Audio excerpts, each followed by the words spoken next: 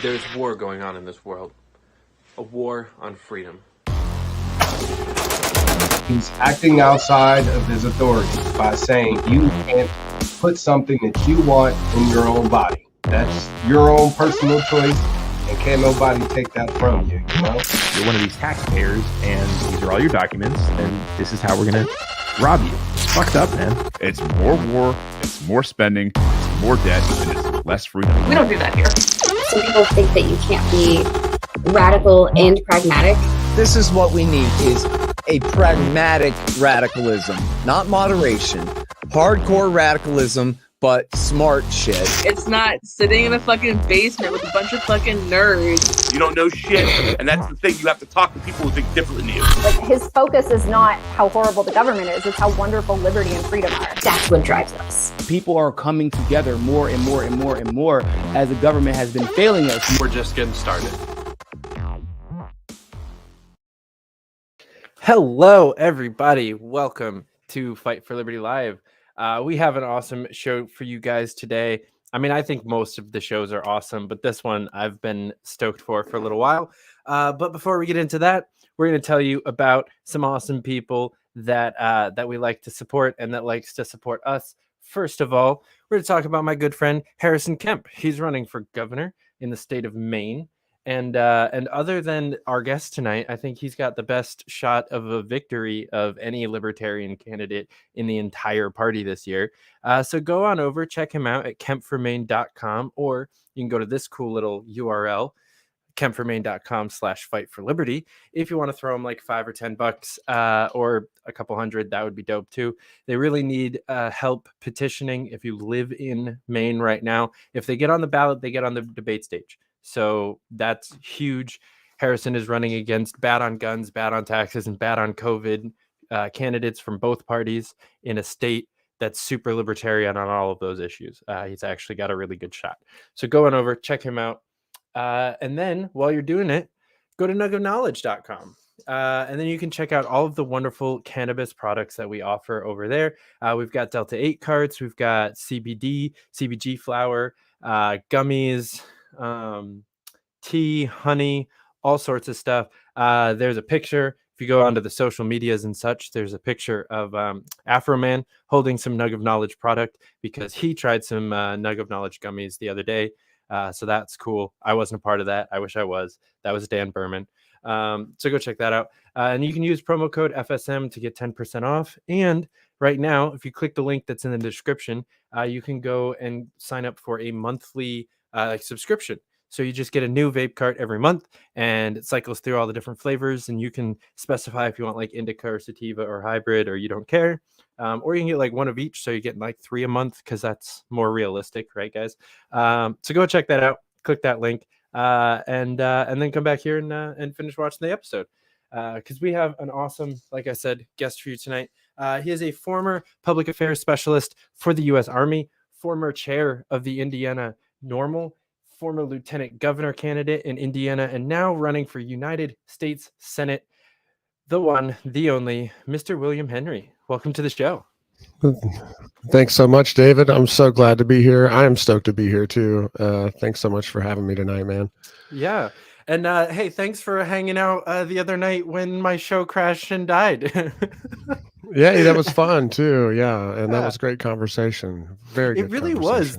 That was like and then he hopped back in, and it was just kind of like the four of us hanging out. That ended up being a really great time. And now I feel like I know him better to interview him when we actually do the show, because I was going in completely blind. Like we had never met. Like that was our first exchange. So I feel a lot more comfortable. Yeah, he now. had so much cool stuff to say. He was he's so cool. Yeah. Yeah. So tell me about yourself. Why do you consider yourself a libertarian? A few years ago, I didn't really realize that I was so libertarian. I was stuck in that duopoly mindset, like so many people are. And, you're trying to affect change and work with these groups and trying to change them to work better the way that they're supposed to fundamentally. But a lot of times I think a lot of folks find that they can't change those old ways of the parties too, and if with the ways that a party is going in that direction too.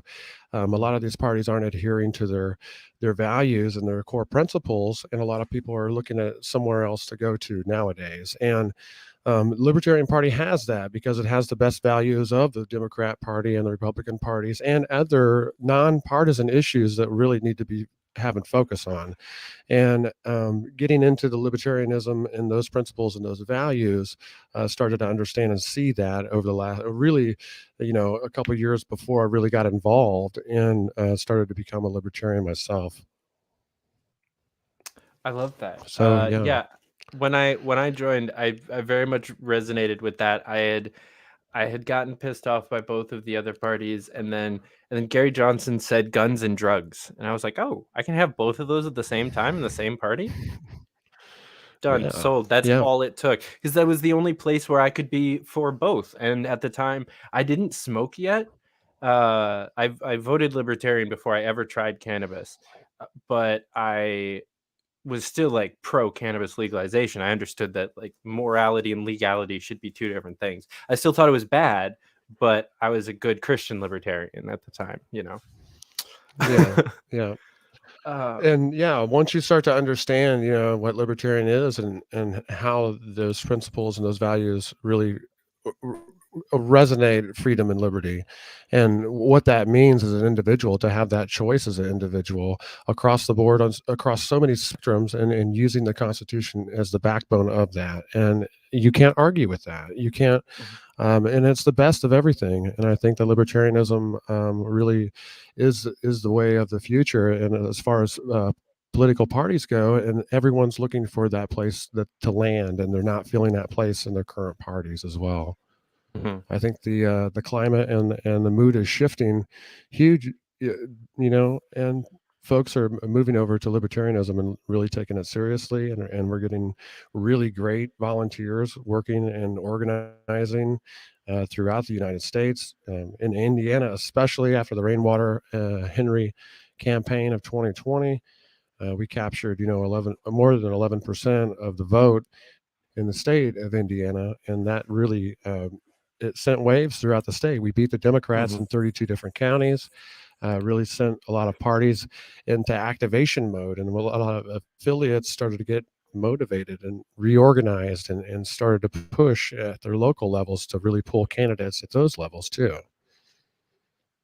Yeah, you guys are doing some awesome things in Indiana. Like I shout you guys out a lot on the show, honestly, because it's amazing.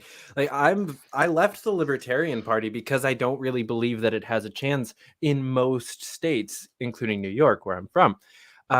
Indiana is like one of the few states where I'm like, yes, sink time, energy, resources into campaigns, even the big ones that seem like they're possibly unwinnable. Like I think you guys could win a state race in the next couple of years, like statewide race. I mean, like that's an actual possibility for you guys.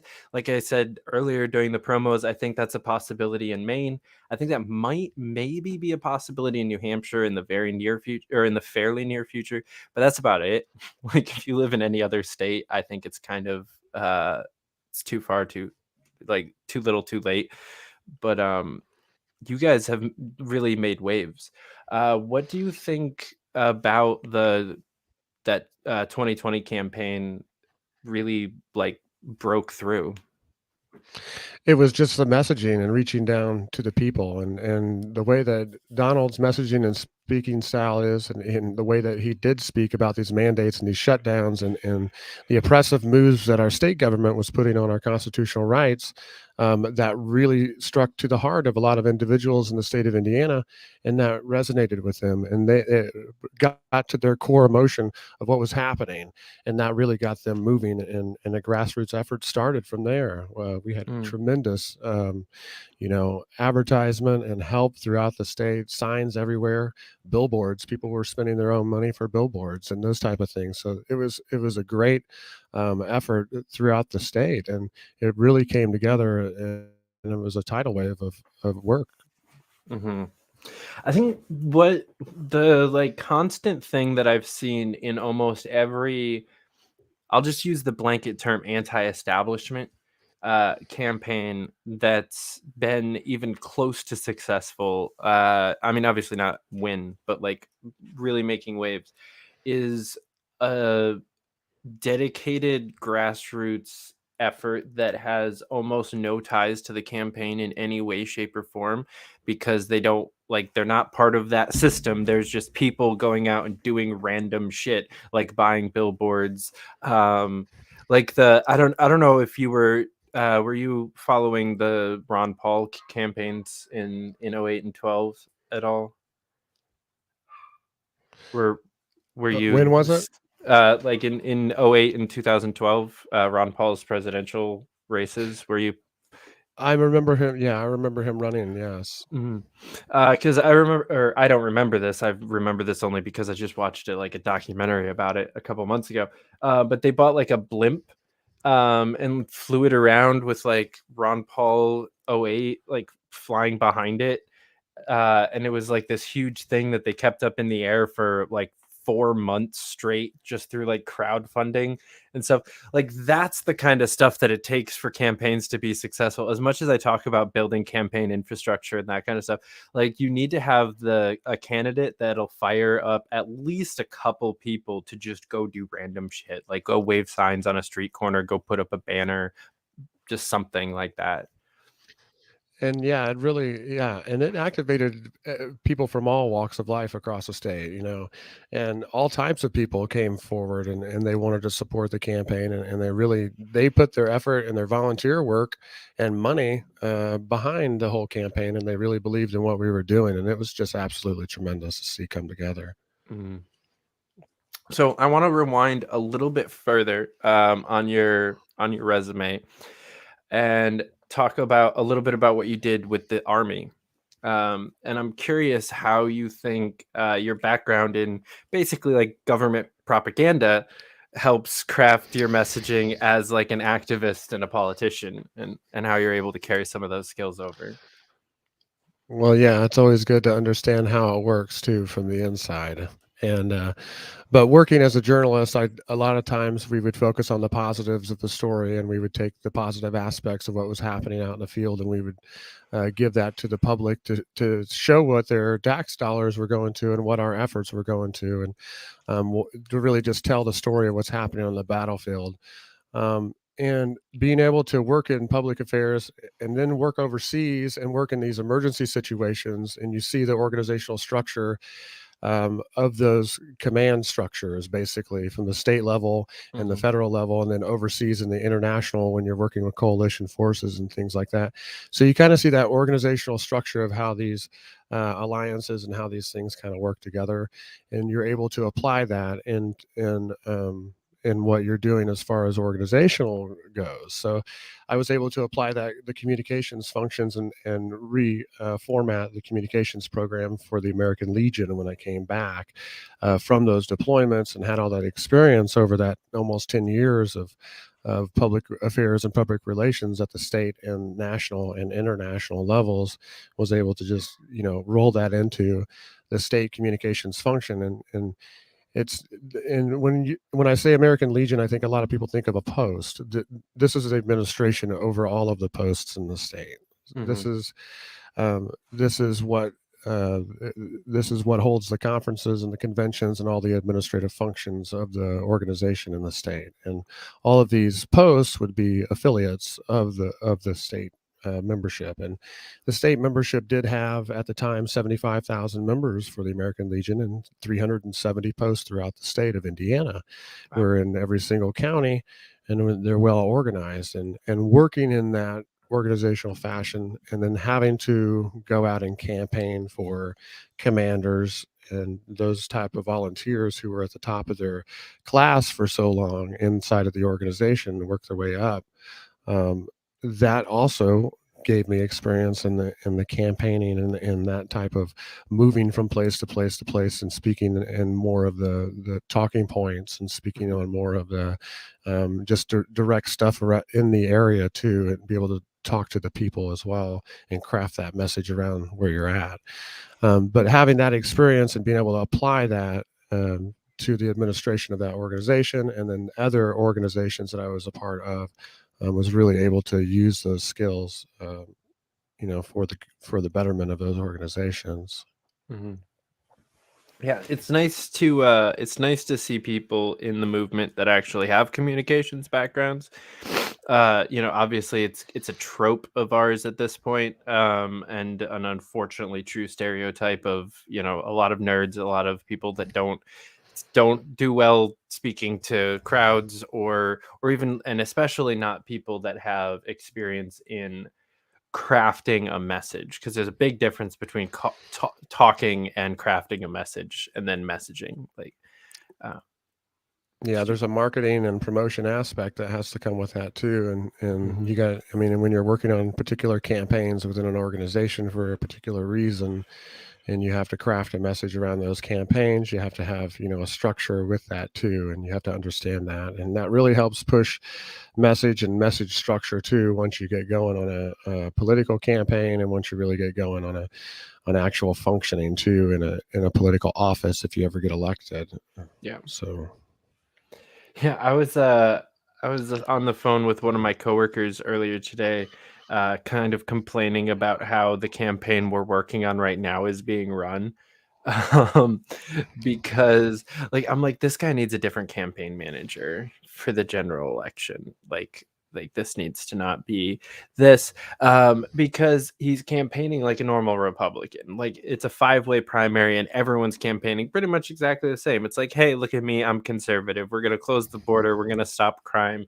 We're going to protect oil and gas. We're going to protect unborn babies and our conservative values, right? Like, that's literally on everyone's literature. It all looks exactly the same.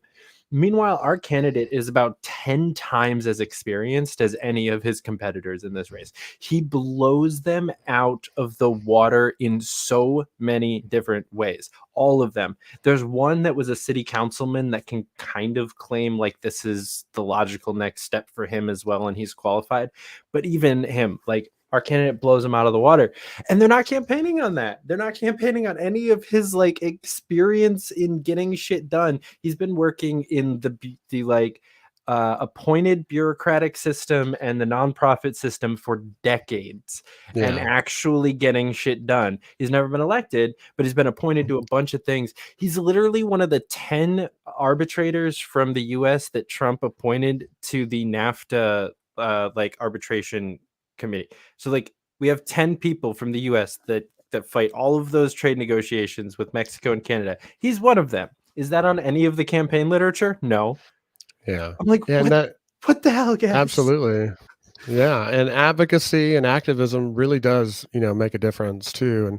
And knowing how the government works, and knowing how to talk to the legislators and help trying to craft message and craft legislation too. You have to understand how that works and how they're getting, these documents, and how that gets processed through, and those committees that it has to go to, and being able to get people there to testify on behalf of those things. And it's a huge concerted effort in a lot of ways to organize, just a bill hearing and get people there to stand for it or stand against it as well. And to advocate for that as a politician too, inside with the other legislators, you have to be able to do that too, and reach across, both sides of that aisle, and work with both of those parties to be able to accomplish those nonpartisan issues, and get that stuff done. So I feel like an age-old question for almost every libertarian legislative candidate: how do you plan on being able to work with the other two parties? I know you almost kind of half answered that in your last answer, but if you end up the only libertarian, which I hope, if we can push the needle enough to get any of you guys elected this year, we should at least be able to get you and Joe Solosky and Jeremy Kauffman. There's at least a couple U.S. Senate candidates that if any of you guys go in, hopefully you go in with the caucus. But if you end up in the U.S. Senate alone, what's your plan on being able to actually get something done? Well, yeah, I would really be focusing on those nonpartisan issues, or issues that, affect both parties. And I think veterans is a huge one that it goes across both parties. Both parties support veterans. They want to support their our contract with veterans to take care of them after their service. I think, veterans care is first and, foremost on a lot of people's minds of getting that taken care of. And that's something that we can utilize current programs to just, shift these programs a little bit, and it wouldn't cost us anymore, and it would take care of a lot of these appointment issues, and it would take care of a lot of these timeliness issues to get these people in to see who they need to see, whether it be mental health or physical health issues, just to get them in through the doors and get them expeditiously seen and start that process. And some of these folks are not finding that process to be helpful inside the VA system. I've had a lot of trouble myself, to finally get into a portion of the system that kind of works for me. And sometimes it takes years. It took me 10 years to even get where I'm at with the VA now. So if it takes that long, a lot of people lose patience. And if it's a mental health issue, and these people have to wait and wait and wait before they have to see a counselor, and something is imminent now, their lives are spiraling out of control, they don't have time. And we need to take care and be able to expeditiously get these people help. And that's really the key in expanding programs like the Veterans Community Care Program. And in my priorities, that's one of my plan items, is to expand that program to get veterans quicker care outside the VA system. A lot of veterans can't find that care quickly, and their problems get worse, and they could have mental health issues, they could have physical health issues that just aren't being taken care of. And we're hearing a lot of stuff out of the hospitals from Indiana, especially on psychiatric issues, that's not being met. And we need to make sure that we're meeting the needs of these veterans. And that's part of our contract as a nation. And that goes across both aisles. Democrats and Republicans know that they need to take care of veterans. And in the state of Indiana, there's 411,000 federally recognized veterans in the state of Indiana. That's 6% of the total population. That's, it's more than 6% of our total population that's veterans. So that's a huge amount of citizens in the state of Indiana that are veterans and federally recognized. That's not counting the reserve component, folks who were in the National Guard and reserves who never deployed or served more than 180 days. There's tens of thousands more of those folks too, but this is just the federally recognized veterans in the state of Indiana is 411,000. There's 6.7 million people in the state of Indiana. And we really need to focus on how to better budget this and better spend this money. $3.5 billion gets spent by the federal government in the state of Indiana through these hospitals, through these facilities, and paid directly for compensation and pension in the state of Indiana. That's billion with a B, dollars coming into the state from federal side. Yeah, you would think that sounds like enough to be better than they are. And yeah, if you expand that program, it doesn't cost anymore, and you're just sending that veteran outside the VA system into their community to be able to be seen at a community hospital. And they don't need anything extra. It's just a matter of the VA working with the filing systems out in the community healthcare and being able to integrate their systems into the community healthcare file systems, which should be very, very cost effective. And we can just extend this program out and get these veterans seen quick. And it'll save millions and millions of dollars. And, veterans who elect for this type of program will show that the VA, doesn't need all these facilities, doesn't need all of these people working, and they're not meeting the needs as it is now. If we can find that somewhere else and be able to fill that gap, we should be able to do that. Yeah, I was going to ask, but then you kind of answered for me as you continued, because I know in New York, there's 2 or 3 VA hospitals in the state that are all right, and then the rest of them are horrible. They kill people. People specifically just don't go there because it's horrible. And so both. I'm the first person in my family in 7 generations to not go into the military. So the rest of my family are all vets and go to the VA for various things. And so I've spent the majority of my life growing up with just horror stories about the VA and thinking my grandpa was going to die because he had a heart attack and then had to get shipped because he's a vet. He can't just go to a normal hospital. He has to go to a VA, which is an hour and a half away, and almost didn't make it. and then they almost didn't help him, and then and that was probably when I was like 13. So that was long before I was a libertarian or anything like that. But yeah, that's just one of the things that's been ingrained in me since I was a kid, is like the VA hospital is probably the worst thing that you could ever have to go to if your life depends on it. It's socialized healthcare. And if people really want to know what socialized healthcare would look like in the United States, it would look like the VA healthcare system, and it's not working correctly. And when you can't stay organized and you can't stay staffed and you can't keep your appointments and see these folks and take care of these folks, and you're receiving this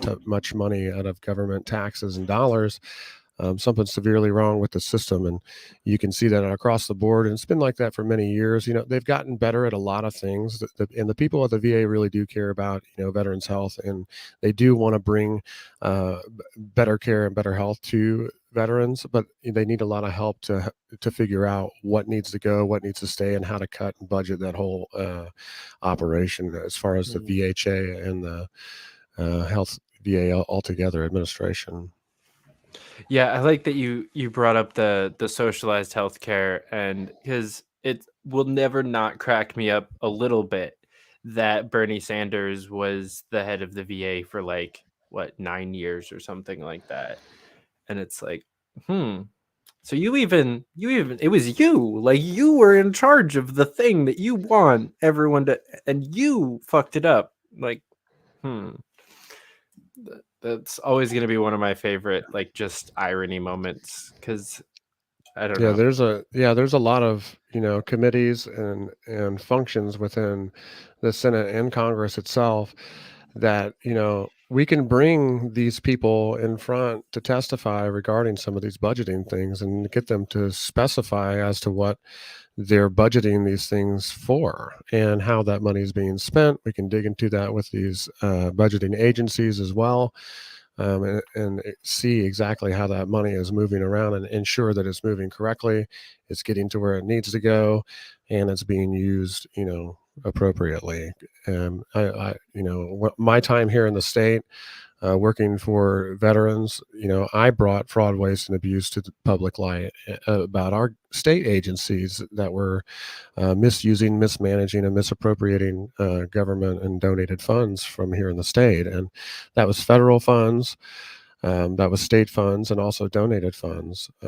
And they were misusing that. I helped bring it to light and, show that to the public, what that agency was doing. And a lot of the other agencies were not using their funds correctly either. What it really did was cause a chain reaction to get these other agencies in line so they can get, start using these dollars and budgeted money correctly. And there wouldn't be any question as far as, how, appropriate and ethics wise they were using the money.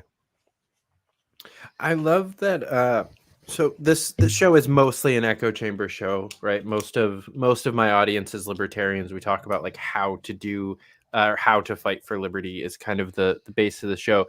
So I love the fact that you mentioned earlier the contract that we already have with these veterans to take care of them after they come home, because I think there's a lot of people, or maybe not a lot of people, but definitely a portion of people that would have heard most of what you said and been like, oh, he wants government programs and government money and tax dollars to be spent in a way and yada, yada, yada, anti-libertarian, which, I mean, there's an argument for it, but whatever. It's definitely not anarchist, but people are dumb. But you bring up the contract, and no one can deny, even the most anarchists of anarchists knows that you have to obey a contract that you signed. And even though the general public didn't sign this contract to pay for it, at the moment we still have a federal government with a federal budget and a contract to uphold. And so that's why these kinds of issues they're not anti-libertarian. They're actually extremely libertarian, because like you're saying, we're going to save tax dollars. We're going to investigate different agencies. We're going to cut down spending. We're going to open up how we do it and let people go outside of the VA. This is an extremely libertarian platform plank, cased in a way that kind of appeals to people who aren't anarchists. Which is what you need to be able to do, because anarchists make up 0.5% of the voting population. And it's an incremental and pragmatic approach to libertarian values and principles being put into action. And it's saving, yes, we got to use our tax dollars, but let's look at the program and make sure that the tax dollars are being used appropriately and in the best way possible. And if we're not doing that, we're doing a disservice to everyone, even taking their tax dollars to begin with. But the program, if it's not running the way it's supposed to be running, and the funds are being misused and these things are being misappropriated, and it's just a waste all around to begin with. And I think us as libertarians, we need to hold those directors accountable. We need to hold these agencies accountable for the way that they're spending and the way that they're using these dollars, and ensure that these programs are actually making a difference to the individuals whom they're supposed to be. If we can smash down the budgets and smash down the dollars, that's a libertarian win. If we can, close, shrink those agencies and shrink those facilities and shrink that and still provide the services that we're supposed to be providing, that's libertarian as it gets. And the smaller that we can shrink that, the better. But it's really taking a look at what we have and using it the best that we can and applying those values to that structure that we have. Fucking men. Okay, so for the person that's watching saying, this guy sounds really cool, he's doing a lot of awesome stuff, like, I want to be able to run for lieutenant governor in U.S. Senate someday, what do you suggest people do in the meantime to kind of prepare themselves for being either an activist or a candidate, to help get them a little bit more comfortable with public speaking, a little bit better at fundraising, build some of the connections that they're going to need for campaigning? Really look at your local government. And if you don't agree with something that the local government does, or maybe you do agree with something the local government does, maybe they do something very libertarian and they cut their own budget or something like that. But go to those meetings, get involved with your local politics, and you have a public forum that you can stand up and you can speak your mind. And that's the step off the cliff that a lot of people have a hard time taking, and that's the public speaking route. And once you take that jump, it gets easier and easier and easier each time, and you'll be able to get your message, finer and finer and finer each time after that as well. And that's what you need to do, is you need to get yourself involved at the local level in the politics and get and try to help what you can and affect what you can at the local level. There's a lot of politics happening at the local level that a lot of people don't really realize that's happening, and they can actually make a difference in a lot of zoning issues, or you name it. Politics at the local level can really make a difference. Yeah. I think a lot of people woke up to that in the last year and a half or so. Was one of the more encouraging things that I've seen from just like normie politics, is kind of this rush to finally give a shit about like your county commissioners through the COVID stuff, and then giving a shit about like your school board because of the mask mandates and the CRT stuff, that people finally started caring about that stuff. That was kind of awesome, because like we just like kept shifting up further and further. Like I remember when like we really cared about who our congressman was, maybe our state house rep, but like nothing local. Now most people don't even know who their state house rep is. I knock on people's doors and I say, oh yeah, this guy's running to replace this other guy who's retiring, and they're like, who? I'm like, oh, your state house rep for the last 30 years. Yeah. Because you've lived here for that long. I can tell by the house and by your, like, it's just you guys really don't even know the name of your state house rep. You've checked that box twice a year for 20 plus years. And especially if it's straight ticket voting too, and if you're in a straight ticket state. Yep. And so do you guys up in Indiana, right? So they're not even looking at the names a lot of times. They're just looking at the party and clicking that party box, and that's very hard to combat too at the ballot box. And how they tally those up too makes a difference. That blows my mind. Like I thought New York infusion voting was weird. This is like just I can't believe that it's something that was allowed to be a thing, and then finding out how many states it's been allowed to be a thing in is even more of a shock. So for people watching that don't live in a shitty state like that, in some of these states you can just vote like you just pull the lever for one singular time and just vote the entire ticket for a specific party.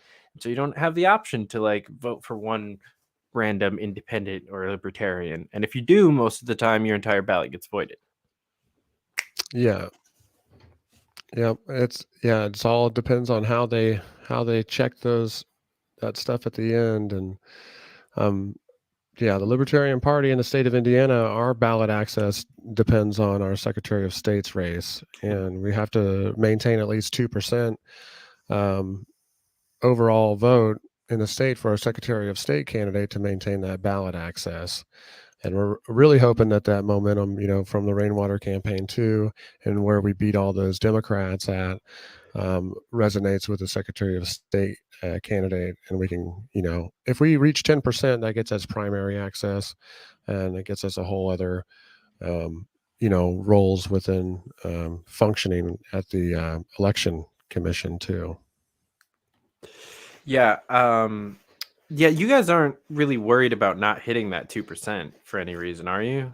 Like, it's fairly unlikely you don't hit that 2%, right? Yeah, we've maintained ballot access since 1994. Damn. That's longer than I've been alive. That's impressive. Yep. We've been able that to have actually is candidates on the extremely ballot. impressive. Wow. Yeah, it is. No wonder you guys are kicking ass. Yeah, and we've got a lot of attention from the last campaign, and maintaining presence in the media too helps. Mark Rutherford, a longtime libertarian here in the state, is commonly alongside Democrats and Republicans in commentaries for his opinion on libertarian issues and the Constitution and his take on this. As we need to maintain those type of things and stay relevant in the media, because our opinion does matter, and the values and principles that libertarians hold and push forth really do make a difference, and they are valuable to the public as well, and that's starting to be seen more and more. Yeah, for sure.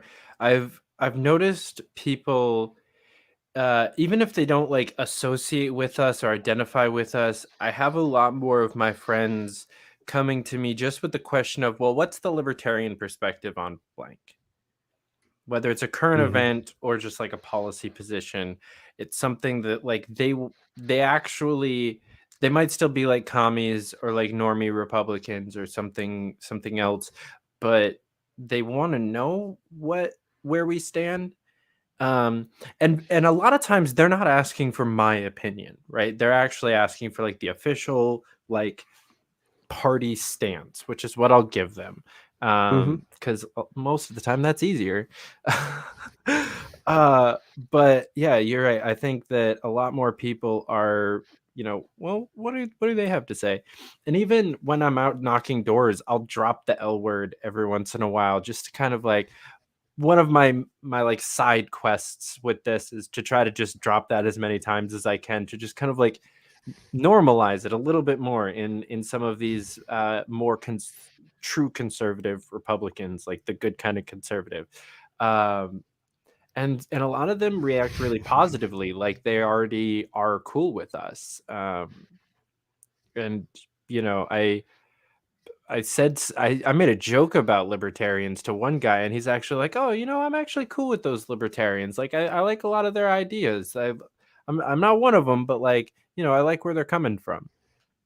And I don't know, that's new. That's very new. That's not something that I experienced even knocking doors in 2020. So it's kind of cool. Those stigmas and those stereotypes and those, the typical kind of outlandish things that libertarians have kind of been mistaken for, the town crier, he's just crazy, he's out there just waving his hands around saying, that's not libertarianism. Libertarianism is very smart. It's very valued and principled too, and it's based off of our founding documents and our core principles as a nation as well. So I mean, you can't argue with that when it comes down to it, I don't think. Yeah, 100%. And yeah, I think a lot of people are finally kind of opening up to that. Even like having Kennedy on Fox Business, like openly identifying as a libertarian and having at least one guest per night that's openly identifies as a libertarian. That's like, we didn't have our own cable news show a year ago. Yep. We do now. Mm-hmm. It's And that's breaking into that relevance and that mainstream of thinking and wanting that that viewpoint to be heard and seen, because it is relevant. Yeah. So speaking of kind of changing perceptions and growing in that way, let's switch to some of your other background in the cannabis community. How have you seen the public perception of cannabis change since you started working with Normal compared to 2022? Over the last 10 years, I've seen cannabis tremendously change throughout the state. And from it having again all of those stereotypes and things attached to it, and now people are starting to understand the science and the nutrition and the supplemental facts about that, and they're starting to understand about the human endocannabinoid system more. And they kind of tiptoed into that in the state of Indiana with the CBD and the hemp plans and the farming, and Indiana is ready for a full-blown cannabis legalization. We have the structure is all there. Everyone's ready to go. They're just waiting for those gates to be opened to be able to start accessing that type of those type of revenues in that system. So the hemp program has been successful in showing that these businesses are serious about getting their stuff together and growing as businesses too. And that was allowance on the federal level. Now it's up to the state to do their part and you really push and legalize at the state level, regardless of what's happening at the federal level, because we have that ability as a state to make that decision too outside the federal government. Mm-hmm. Yeah, I feel like there are quite a few states that have, even the people that are for legalization have kind of just come to terms with the fact that it's going to at least happen before 24 because Biden can't run for re-election without having legalized it. So like, why go through all the bullshit just to have to go through it again after the feds change the rules and add the federal taxes and all this other shit? Like, let's just let them do it and we'll just go off of them. I can see that there's definitely some states like that, especially ones in the South and the Midwest. I'd like to see Indiana do it first, just because, yeah, like you're saying, like we don't need to wait for the federal government to tell us it's okay to do this, and there's the opportunity to do it a lot better. With a lot less regulation, a lot less taxes, a lot less bullshit and hoops to jump through. We've got all the lessons learned from the states that surround us. They're all legal, or not all of them. Kentucky's not, but they still have a hemp program like we do. But each of these states has been growing cannabis, and 3 of them have, cannabis programs that are medicinal and at the state level that are operating. And they're Michigan has rec, they're taxing. Illinois has rec, they're taxing adult use. So, I mean, all around us, citizens are moving right across that border too to get cannabis and coming right back, and they're being criminalized in their county courthouses. They're getting in trouble, and their lives are being ruined still because of cannabis in the state of Indiana. And that's, we really need to stop attacking our community and stop attacking our citizens about cannabis, and really understand what it is, why we're attracted to it, why it works so well, and really recognize the human endocannabinoid system at the federal level. And I think that if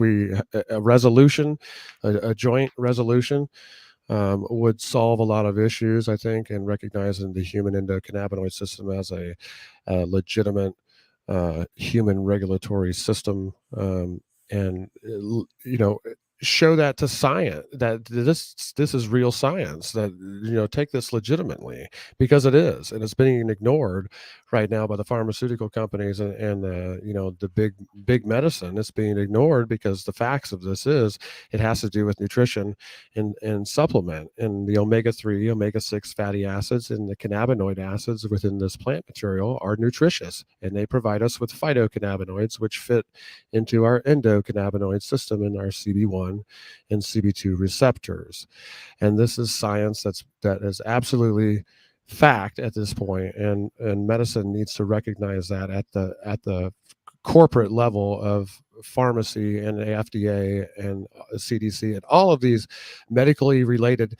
The Health and Human Services Department of the United States needs to recognize this as well, and they're the ones holding the patent 6630507 on cannabinoids as a treatment for neurological conditions and also Alzheimer's, Parkinson's, and AIDS-related dementias. It showed that it removed the plaques related to that. CBDs and other cannabinoids help those neural pathways. And the U.S. Department of Health and Human Services currently holds that patent and has not released the U.S. Patent Office saw the benefit of this and issued a patent on the treatment itself. Outside the FDA, outside the USDA, they saw the benefits. The FDA will not recognize it in medicine, and this is absolutely ridiculous. Okay, so next question. If elected to the U.S. Senate, will you put forward a bill to abolish the FDA, like within the first couple days? Well, because fuck the FDA. Jesus. Well, I would start with cannabis and attack the FDA on their lack of ability to approve this as a viable medicine and recognize the human endocannabinoid system within the FDA too. The FDA is also not recognizing this purposefully because they know that the root cause of a lot of health issues now are being found that they're cannabinoid deficiencies. Once you get to the root cause, the isolate treatment theories that they've been doing and push down one button and three come up and push down three of those buttons with other pills kind of deal stops, and you start getting to the root cause of the issues, which is the endocannabinoid system in a lot of these people, and you start to heal these people from the beginning, from the root cause of that. And a lot of it's just endocannabinoid deficiencies. Their body's not creating the endocannabinoids correctly, and we just introduce hundreds of phytocannabinoids with cannabis treatment. And we're not just smoking it, we're also talking about eating it, and supplementally that's the best way to consume cannabinoids to get the widest spectrum of cannabinoids for your health is to eat cannabinoids. Interesting. I'm not a big fan of the eating them. I much prefer the smoking them, but I can understand why scientifically you would probably be right. It's just the uptake of the multitude of cannabinoids is much better in this when you eat them. That makes sense. So yeah, so we're basically replacing phytocannabinoids in our endocannabinoid system, and it's working for people. Like people who have weight problems can gain weight. People who have trouble, keeping their weight down, have a better regulatory, regulation on their body weight. They, it just makes people live better and feel healthier. It takes inflammation down and rheumatoid arthritis issues, you name it. It's helpful in so many different ways, hundreds of different ways. Yeah. Do you think that if so let's just say, like, hypothetically, the feds finally push it through like early next year, before any more states legalize it, do you think that we'll be able to take that momentum up with psilocybin and maybe get that pushed through in some of these states like Indiana and Ohio and Michigan?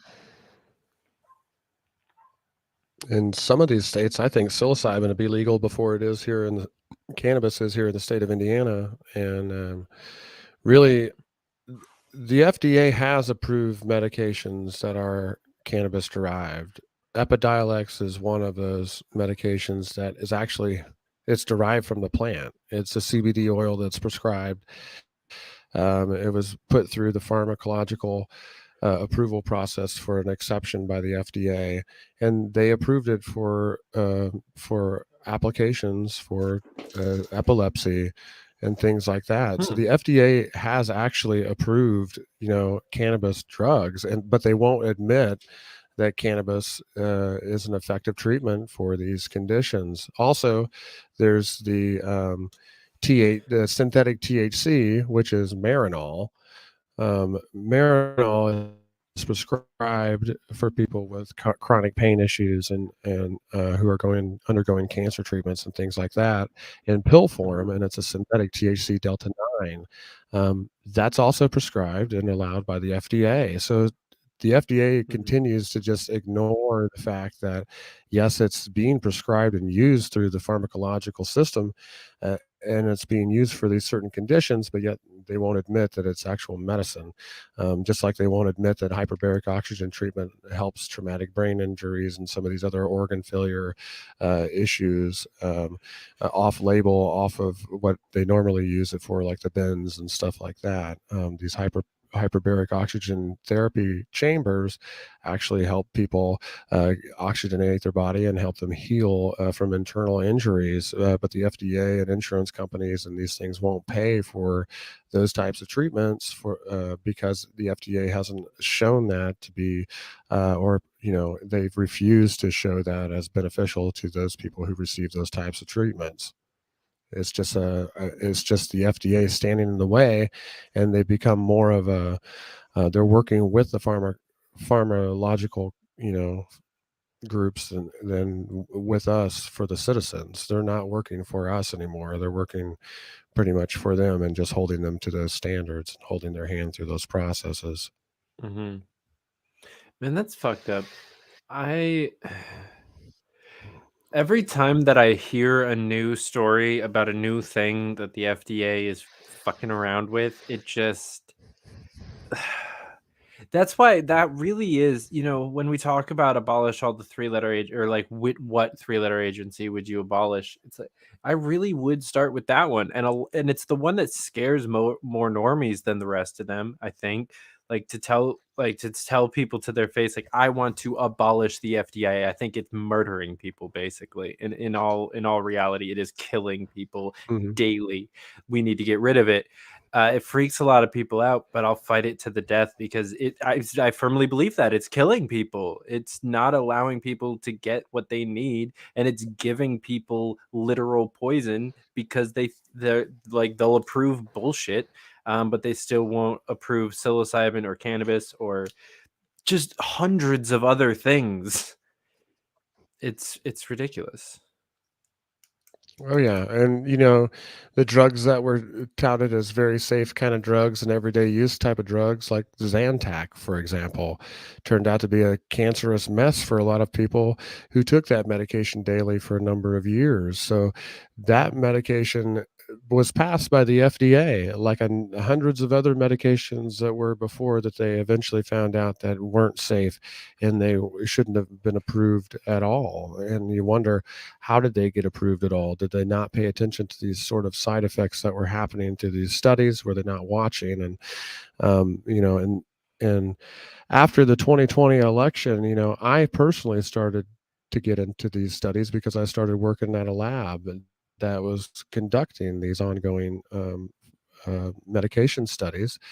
And they were also starting to pick up the PCR swabs for COVID and all of the serums and plasma, whole blood, urine from individuals across the world receiving the vaccinations for that data and analytics. I worked for about 6 months inside of a major laboratory in Indianapolis that handled the majority of these samples coming in on this side of the world, and learned that approval process and what type of analytics and data it really takes to follow these patients and these individuals, and how much money that takes for a pharma, for a company to be able to pay for that. It's huge. Yeah. It's very hard to get a drug approved in that process too, and you have to have millions and millions of dollars. but that's part of my full medical freedom portion too. Outside of cannabis is when I was working on the vaccines too. It extends into that. And if you as an individual, decide that the vaccine is right for you based off of what you've seen and what you've heard, by all rights, you have the right to receive that vaccine. But if someone doesn't think that that's the right thing for them, you can't force that individual to take that vaccine. And it's up to them to make that choice of what goes inside their body. And I think a lot of people wanted to force that choice on individuals. And we saw that, over the last couple of years of the shutdowns and the mandates and those type of forcefulness coming across from our government down to the individual level too. And we saw that on a global scale as well. Mm-hmm. Yeah, short little tangent about that. I was New York City finally lift, or they didn't do it yet. They announced that they're going to lift their mask mandates in schools and their vaccine mandates in public restaurants, effective next Monday. So like they finally admit that it's dumb, but they're still going to do it for another week because fuck it, why not? Yeah, which drives me nuts. But I saw like the main tweet about this. It wasn't from the mayor, but it was like the first story about it. And I was just scrolling through the replies, and dude, it hurt, like physically hurt. Some of these replies that I was reading, there were people that were like, me and my family went into New York City to eat the other day specifically because they still had vaccine mandates in their restaurants and we felt safe. I guess that's the last time we'll ever eat out in New York City. And it's like other people like, well, guess I'm back to door dashing every meal because I can't go out to eat. And it's like, what the fuck, people? Yeah. Like, Yes. how brainwashed are you? Yeah, I guess I got to order food that someone has to hand make for me and then hand carry it to my doorstep. Because it makes no sense. And a lot of these mandates and stuff didn't really make any sense. We don't know, the general population knows no more now than they knew when COVID first started about COVID. We don't know how it's even transmitting. We use theoretical evidence to even say that the masks were stopping the transmissions because they just made this theoretical guess and they used it as fact. And it was actually, it was kind of comical the way that they did it into saying that when we all were corralled at certain times into the grocery stores together. You can only go to the grocery store from 8 o'clock to 8 o'clock or whatever it was, and everybody's, corralling in at the same time. They're touching waiting the in same line carts because there's next to each other, touching the same pads to type in their PIN number, using the same self-scanning items. And most of these stores went to a lot of self-scanning too. They took away a lot of those individuals who were actually handling that stuff for people, and they were just handling it themselves, but they're also touching all over these other things too. And they don't, and and that's why I say we shouldn't have even changed our protocol, because what we did was we allowed ourselves to have more opportunity to come into contact with COVID in the ways that we handled this. And by corralling everybody into the stores together, by, making them do all of these things under certain circumstances and make them believe that these things are actually making a difference too, is more of just taking motions. And as they're just trying to figure things out to make it look like they're doing something. But I don't think they really understood what the transmission was. And I don't think the general public even understands what the transmission is right now. Remember when they said COVID. that COVID stayed on cardboard for up to 2 weeks? You remember that? And then they were talking like foggers, like, disinfecting with foggers and these things inside buildings and offices where people would work. Yeah, it just didn't. There was really no way, if a really super serious, if this virus was a lot worse than what it is, we really would have seen that we wouldn't have been able to handle stopping the transmission and stuff like that. And I think the government really putting force down to the individual created a lot of resistance in that too, when our traditional aspect was to recommend these things to individuals for best practices for self-protection. And that should have remained our protocol. Like, if you're sick, stay home, drink fluid, take care of yourself, don't go out in public, don't go around people who are compromised either with that. That was our protocol to begin with, and it really shouldn't have changed. And we kept everyone home. We did all of this stuff, and it was just control down to the individual level. And instead of if you're sick, stay home, it turned into if you think you might possibly even maybe be sick, definitely go give it to everyone at the doctor's office and get tested. Yeah, go there and if you don't have it when you go to the doctor's office, you will by the time you come out. Right, because you're in a line of people who all think that they might have COVID. Chances are at least one of you do. And now all of you do. Fucking idiot. Yeah. But handling that stuff, and the PCR test and working in that data and analytics, you see how that process works for these pharmaceutical companies, and they have to have millions upon millions and millions of dollars to be able to put forth for this analytics on these specimens. And a normal a small pharmaceutical company can't pay for that type of analytics from this type of lab, and this lab really controls more than 90% of the approvals in the FDA. But during that time too, during the vaccine trials and the emergency trials, the larger pharmaceutical companies were allowed by regulation and emergency approvals to just simply pay more and push their stuff ahead. And they reached the finish line first because they were able to pay more to expedite their specimens ahead of everyone else's specimens.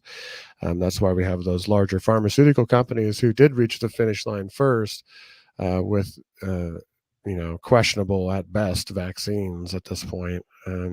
There could have been a smaller company with a really good vaccine that really would have worked well, and these larger pharmaceutical companies really messed it up for everybody to even have a good name on a future vaccine at all at this point, I think. Yeah. No, you're 100% right.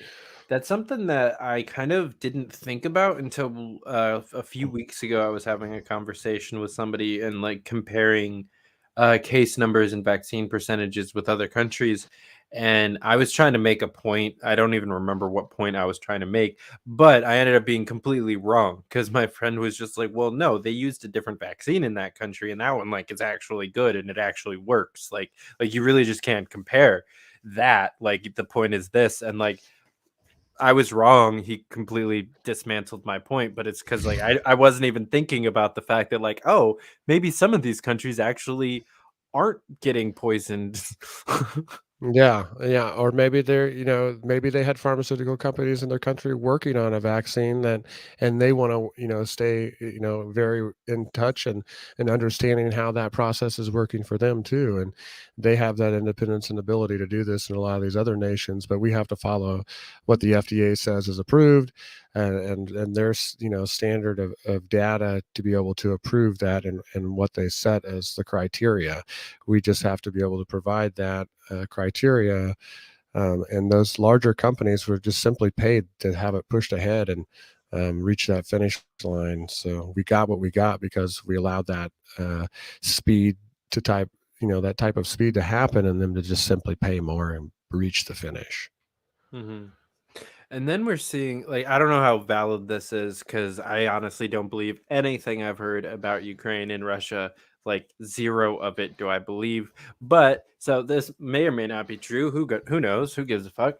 But something that I've heard is that one of the vaccines that was common amongst the Russian military has some fairly serious side effects, and it's been causing some problems with some of the invading soldiers, that a few of them have got COVID a few days into the invasion and have wiped out a couple of units. Again, don't know if that's true, but if it is, that's interesting. And we never know, do those what's caveats. happening It's on the YouTube, ground man. either, because The risk of biological warfare is still very high, and honestly, we have things in labs across the world that, are could put people at big time risk. Smallpox still exists in labs, and if that were unleashed back out into the world in some sort of form, that could cause devastation in those folks who had never received that type of inoculation or vaccination before. So that's just one example, and what we're seeing with COVID is this mutation that we've never seen before in this type of coronavirus, and it's unique and it's traveled into humans now, and they're thinking that this is animal mutation moving into human. So that's these things are mutating and growing too, and we don't know if the Russian soldiers have what they've been injected with. They could be carrying viruses on them themselves too. Who knows what's happening over there? And they may be the biological weapons themselves, and that's why they're just moving about on the ground the way that they are too, and kind of meandering through these towns and villages. We don't know what they're up to. We don't know what the intelligence is. We don't know anything about what they're really wanting. And I think a lot of people are just assuming these things, and we really need to understand better what's happening in the region. And we don't have the intelligence that our military and government does. Really, we need to just support hope and support that their government and military remains intact and organized. We need to support that their citizens remain armed and help fight for their country, and make a humanitarian push to help those who are affected in that scenario and in that country right now. And that's all we can do as a nation to help, and that's through those organizations and those humanitarian aid missions that we can really make a difference. And sending our soldiers over to go and fight in a war that's not necessarily ours or has anything to do with us except for our alliance or our work with Ukraine. Our military is not for hire military. It's for our defense, and we need to keep it that way. Amen. Not for hire. There are multiple presidents that would disagree with you on that, but they're not supposed to be. Yeah, multiple presidents who have been conducting acts of war outside of congressional approval for some time now, and that's pretty gross if you ask me, and that's outside the scope of their executive position as well. 100%. I hadn't even considered the idea that the failure of an invasion force that has been Russia so far would have been biological warfare. That's pretty genius. And that's where we're at right now. And that may be, why we had all of this exercise to begin with, and control to the individual level on a global scale. And we saw this happen and extend from the Patriot Act, from 9/11, and that grow into our emergency action, into our emergency services and Homeland Security, and a lot of these other agencies that were created after the Patriot Act down. And now it's a health issue. Now your Department of Health can control your freedom and movement, and the executive side can control these things. The legislature has given a lot of these legislative abilities to the executive branch. Now they've handed over that power from the to the executive branch through legislation, and it's given them a lot of power in these emergency conditions, or where they could declare an emergency conditions to be able to flex that control on individuals. Yeah, I like Spike Cohen said on Kennedy a little while back. Like, this is no more about your health than the Patriot Act was about Al Qaeda, and it's so accurate. Like, this is the same exact. Whether you go full blown conspiracy theorist and say that they orchestrated the initial thing to make it something that they could take advantage of, is up in the air, but they are definitely going above and beyond to take advantage of this shit. Well, they're finding new things out about this virus every day. A lot of people are looking at this virus and trying to see where its origin came from, where this weird little spike protein came from, and what's going on with it. And these labs have really taken a look at it, and some of them have found some matches in some genetic sequences that could point to this not being of all natural origin now, and this tying to patents that were years before this actually showed. So there's a lot of labs who are really investigating these pharmaceutical companies, who are really finding things out now. And the FDA doesn't want to come off the data now, and everyone's like, hey, come off the data, we want to see it. And they're like, well, you guys wouldn't understand it, well, it's to the point where you need to let go of it, let the public see it, have an independent review, and put all of the stuff to rest. That way we get we get everyone answers, and they deserve answers, because we invested in this, so we deserve it. Honestly, I will play devil's advocate on that one, kind of, sort of, because like the longer they hold out on this, the longer we get to scoop up the non-believers. Like the worse they play this, the better it is for us in the long run. So I'm okay with it. Like the longer they're just like, no, we promise, we had nothing to do with that. I mean, okay, well, so we gave them a bunch of money, but I promise that's it. We didn't send anybody over there. We didn't share any data with. Okay, well, we sent those people over there, and we shared that data, but nothing else. I promise. We definitely didn't. Oh yeah, that too. Like the more they keep doing this shit, and then killed puppies and tortured other people and like all this other shit, I'm loving it. Just keep it coming, guys. Keep it coming. It's the best marketing the liberty movement has had in a long time. What this data would do is it would shut down, those far stretches of the belief, and it's trust the science no matter what it is, injected in your body now, I tell you to, or that stuff's microchips and I ain't putting it in, and do you have these spectrums of beliefs? But what the data does is it actually puts all those things to rest. And a lot of people, you find out that they just like to argue about it anyway, and maybe they don't want the answers to everything too, but because they don't want to be wrong. A lot of people don't want to believe that they were wrong the whole time. And what the data would do is to put all of those ideas and theories and things to rest. That's one of the benefits of having only a few like very ideologically hardcore stances, and then just kind of like doing stoned rambling on most topics, and having very like soft stances on most things, and just no stance on many other issues. I don't have to really be wrong very often. I get to find out new things, and it doesn't have to like challenge a belief I have, because I don't have a belief. You stay inquisitive. Yeah, you stay curious, and you're just seeking the facts and seeking it, the information to eventually emerge, just by digging around and pulling the information up. So that's what really a lot of journalism and a lot of communication entails, is getting those folks to get that information out there and helping share that.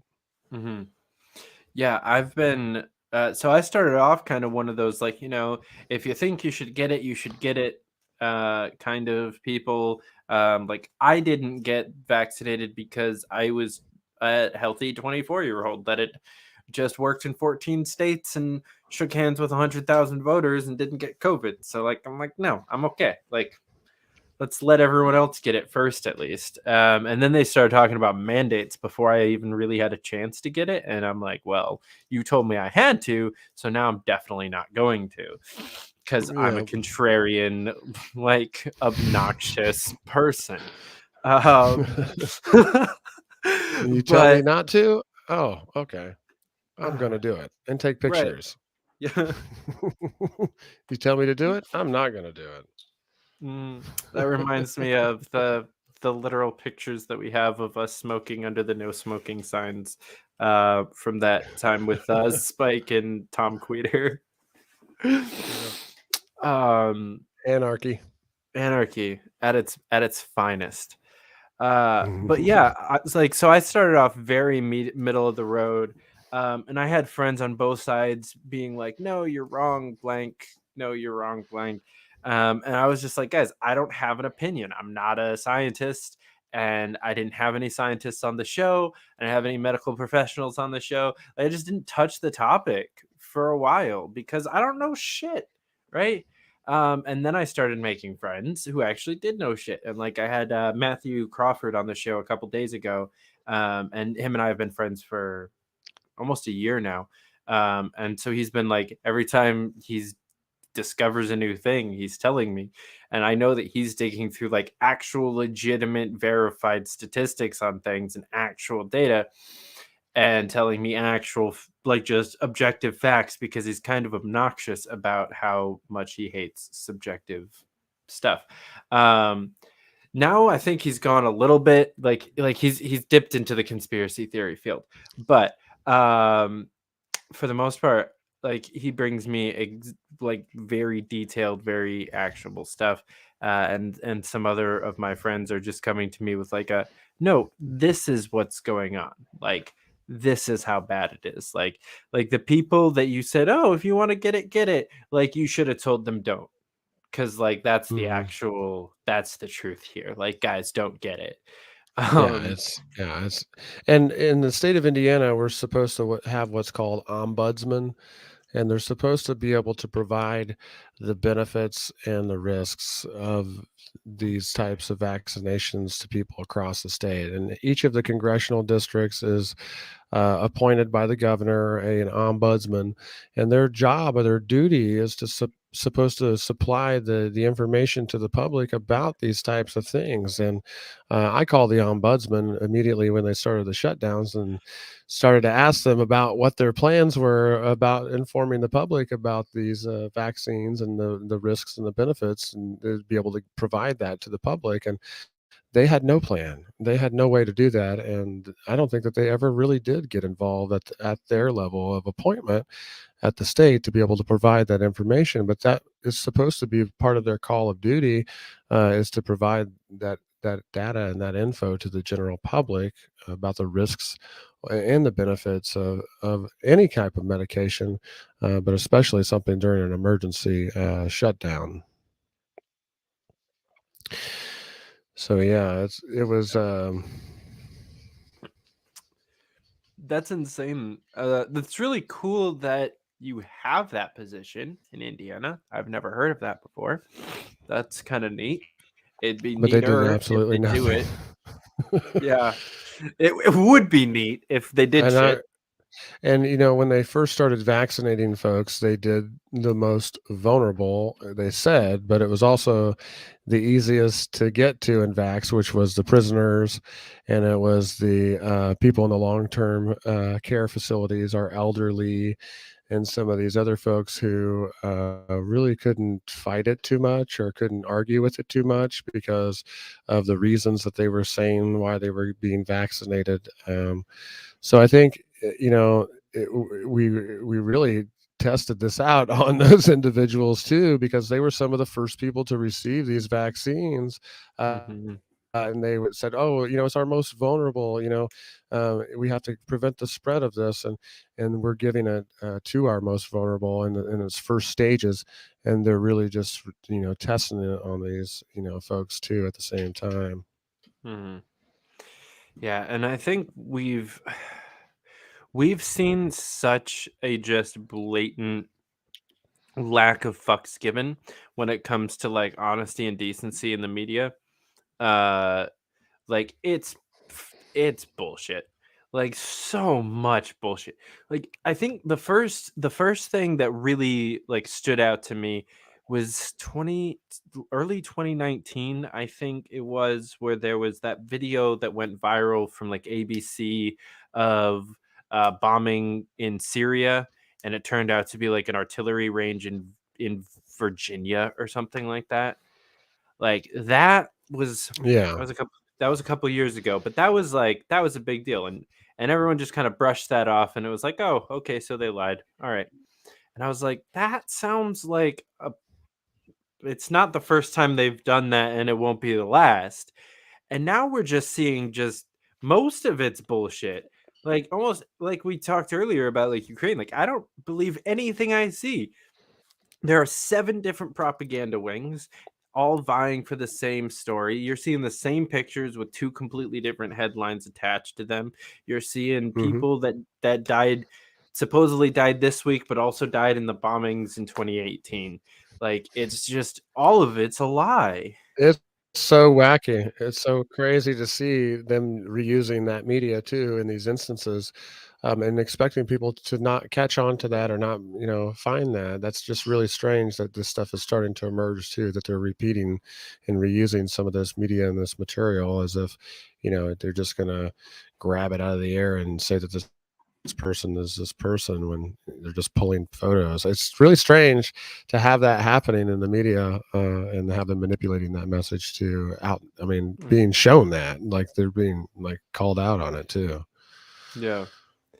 I liken it a lot to I don't know if you watched the Hunger Games movies or read the books, but the in the last one, how they're just like they're basically just like videotaping her in all of these like super staged scenarios, and then like that's what they're showing everyone. It's like, oh, this is the war, and it's like she's just like living comfortably and just like going and doing a couple of like CGI fucking random things, and it's like, oh yay, Katniss our savior, and like that's what this is. It's just entirely propaganda, and then when you realize how bullshit this is, and then you realize that this is not a new thing at all, you start to realize like everything that they've told us about our criminal justice system, everything that they've told us about our tax system, everything that they've told us about the military, everything that they've told us about most things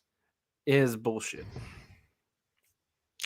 Yeah, and when you start to see through a lot of this stuff and you start to awaken from a lot of the stuff, you can't unsee that, and you can't you'll understand that for the rest of your life, and you'll see things differently for the rest of your life once you start to see those things and those pieces come together like that. Yeah. It very much is a war of propaganda right now, and they're using the media, and the media has been agging this on. We've known that this has been imminent for a number of months now, and it just seems like it's almost on a theater front, if you will, and they're trying to make it.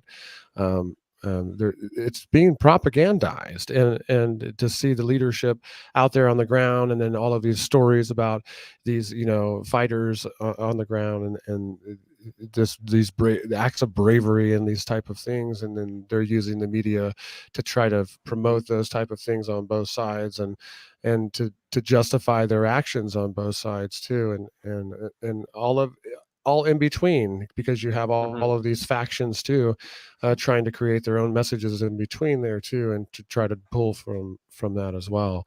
So it's a very confusing situation. It's not new to them. They've been dealing with this and living with these type of tensions for quite some time now, and they fought for their independence before. They'll fight for their independence again, and if they want to retain their sovereignty as a nation, and it's really going to come down to the individuals to pick up those weapons and to fight for their country if they want to remain a country, and for their government to stay organized and their military to stay organized and push back against those invading forces. Us as Americans, really all we can do is support humanitarian and organizational aid as much as we can as individuals to help impact that in a positive way. Outside of that, our nation is 30 trillion plus in debt.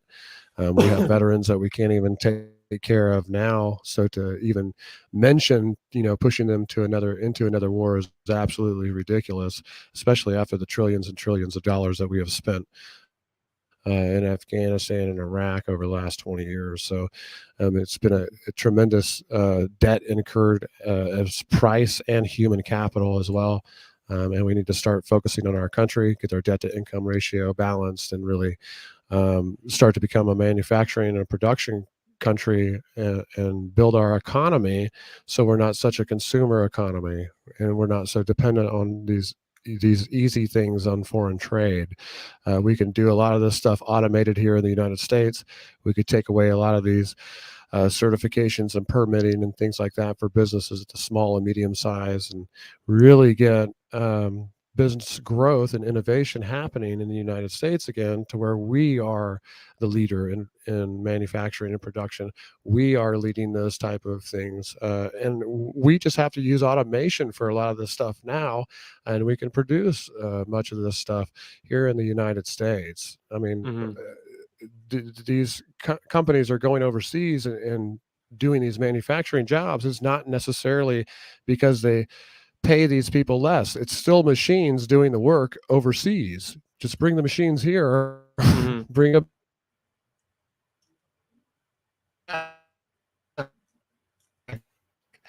and do it here. Or companies, which is business, once those innovators and movers and shakers they get busy, and adds that competition to the market, and it really forces people to either get better or they'll be done.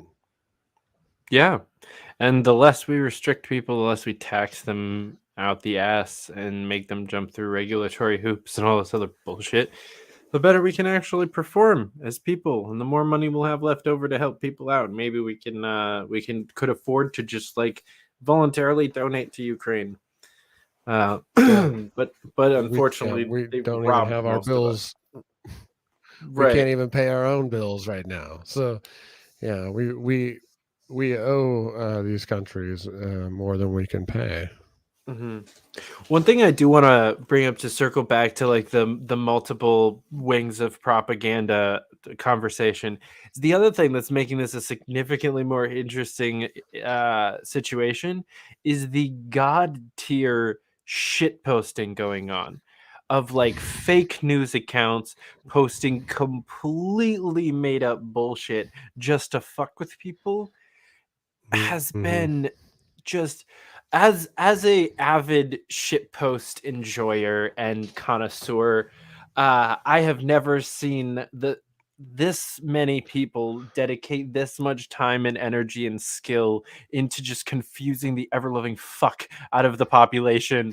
And honestly, it's kind of beautiful to see from just like a super anarchist like doomer perspective. I'm just like, fuck it.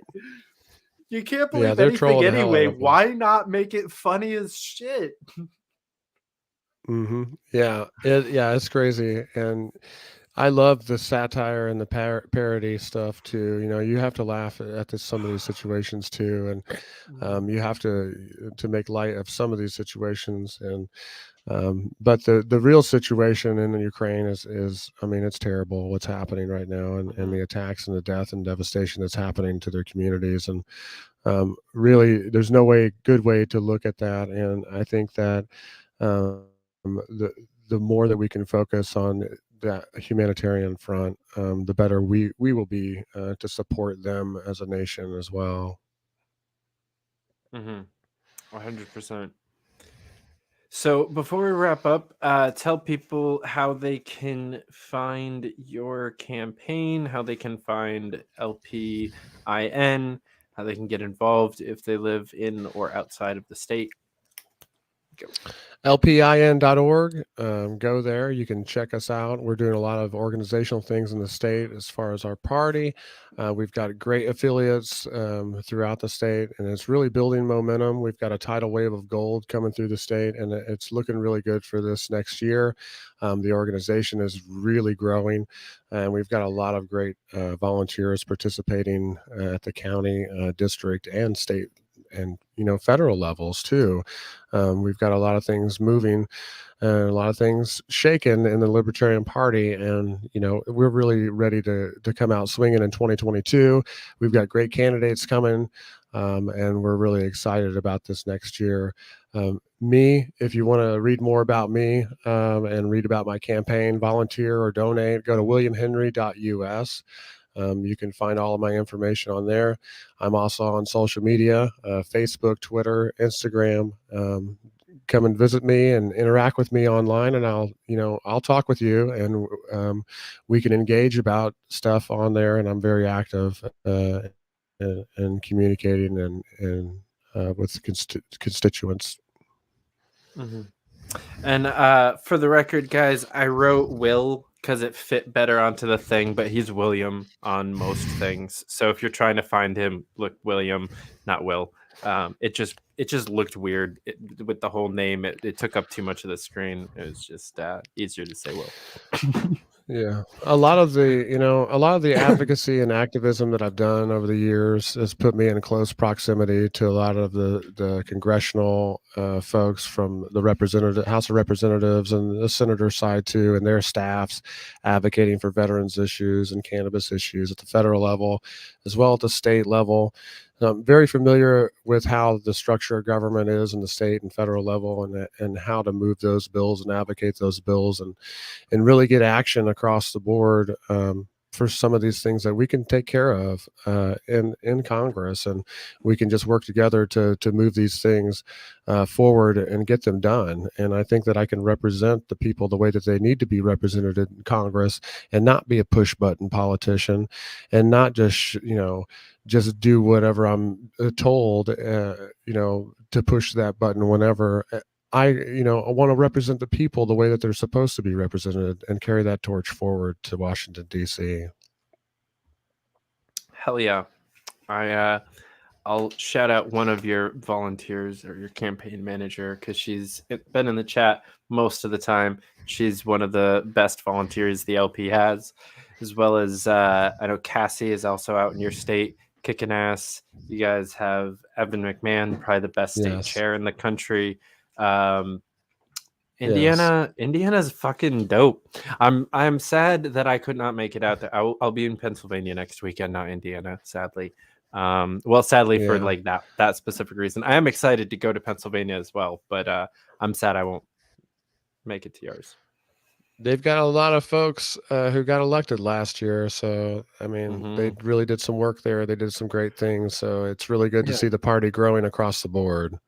Yeah, why the fuck did the two best states in the entire country of the LP decide to have their choose to have the why same weekend? Yeah, that's just how scheduling worked out, I guess. Yeah. Well, I'll definitely see most of you. There's only so many weekends before national. That's fair. Well, definitely, yeah, absolutely. All right, well, William, thank you so much for coming on. This was great. I will definitely have to have you back on, especially after whether or not you got the nomination, because that's going to be a fun election. And good luck to you, sir. Yes, it will be. Going into that convention coming up this weekend. Yep, right. It'll be a fun weekend, and libertarians are ready to get together and have a great weekend and really conduct some business. Fuck yeah. Well, thanks again, guys. Thank you so much for watching. If you haven't done so already, williamhenry.us is where you go to volunteer, donate, and learn about this awesome dude and what he's doing. Stay tuned to see whether or not it is him or James Siniak as the actual nominee. If you want to see who the other candidate is, I interviewed him a couple weeks ago. And if you're from Indiana, you have a tough choice on your hands. But I wish you again good luck, sir. I'm really sad I'm gonna miss this. It looks like Pennsylvania probably is gonna have more of a shit show, and it's probably gonna be more fun to watch though. So I think I might have chosen correctly. I'm not sure. We'll see. All right, guys. Thanks for having me on, David. You have a great night. Yeah, thank you. You as well. Guys, we're going to take a couple weeks off, but we'll be back on the 12th with Spike Cohen and Larry Sharp and Lauren Potzler, most likely, as a nice little round table. So catch us back here then. Until then, keep up the fight. Shut up and sit down.